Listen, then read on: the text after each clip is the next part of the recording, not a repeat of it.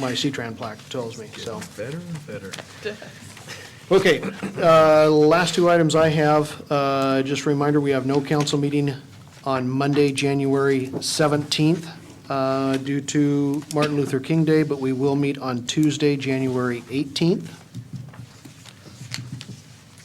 And following up with that, our city council retreat is scheduled for January 21 and 22nd.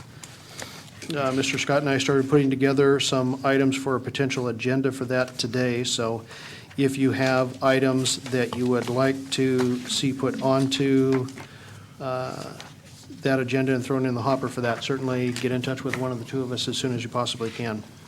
And the final item that I have, I would like to thank Barbara Curry for assisting our staff in regards to our website and internet capabilities for those with impairments, of trying to get that thing into a better form for it to be able to be used, understood, and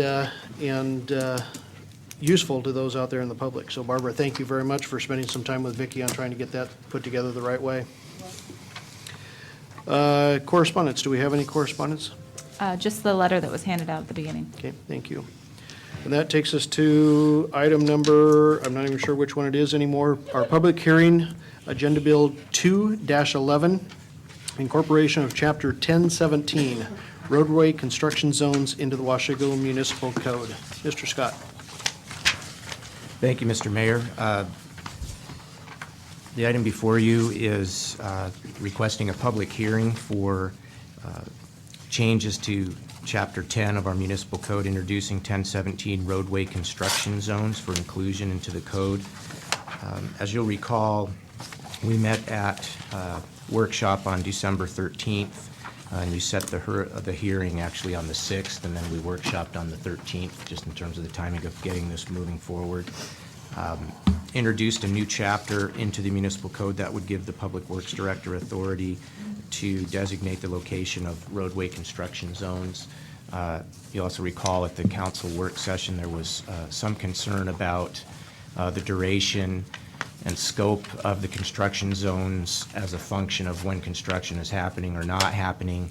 And at our last workshop, we talked about 3 different options that could be possible, and the staff recommended option was the one that we put forward there, which is what is in your packet. And what that did to address some of the concerns of the council was to continue to have the designation authority with the Public Works Director.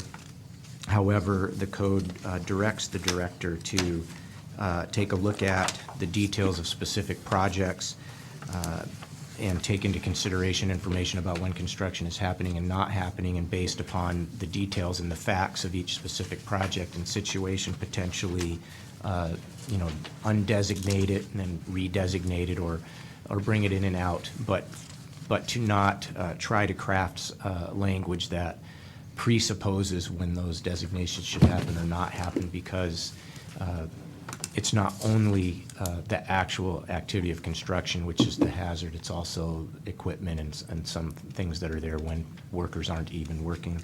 And so what's before you tonight is a request for you to hold the public hearing on the language that is here and that we discussed at your last work session. And then after the public hearing to read the ordinance by title only, and then to pass, post, and publish in the usual manner. Thank you. And Dave, there are a couple, 3 different copies that we've got. There's the copy that was with the agenda packets that came out. And then in addition, we've got a copy of the ordinance in front of us that was here on our desks. Yeah, it's the ordinance that Don passed out is just the formalized ordinance that will adopt the language that's in the agenda bill and in your staff report. Okay, so we are dealing with the language that is in the one that was in the original packet. In your packet, correct. Okay. And it's an entirely new chapter, as you know, and the underlined language that's in your packet is what was added in response to the council's concerns and that we presented to you at the last workshop. Thank you. With that, I will open the public hearing in regard to incorporation of Chapter 1017, roadway construction zones into Washougal Municipal Code, and ask for any members of the public that wish to speak to this item to step forward.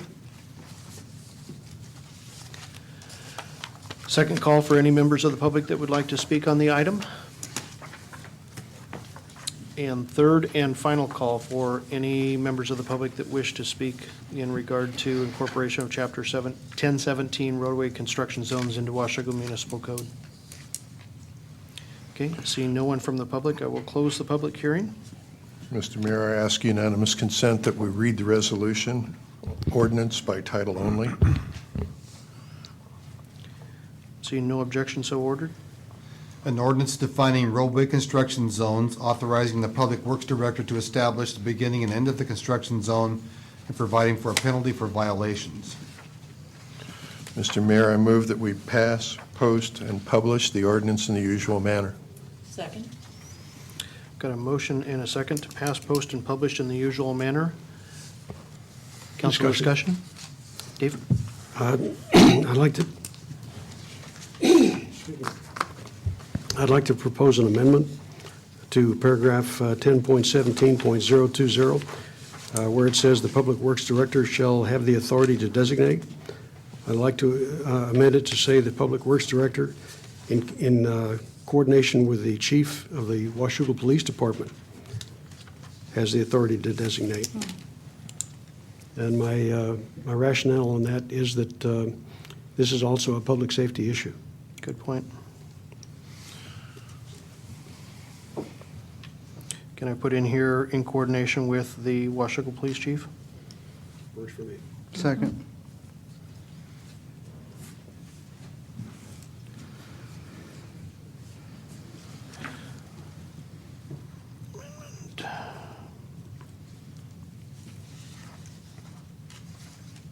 Okay, I've got a motion and a second to amend section 10.17.020, authority of the Public Works Director, to insert the language, the Public Works Director, insertion in coordination with the Washougal Police Chief, end of the insertion, shall have the authority to designate the location and duration of all roadway construction zones.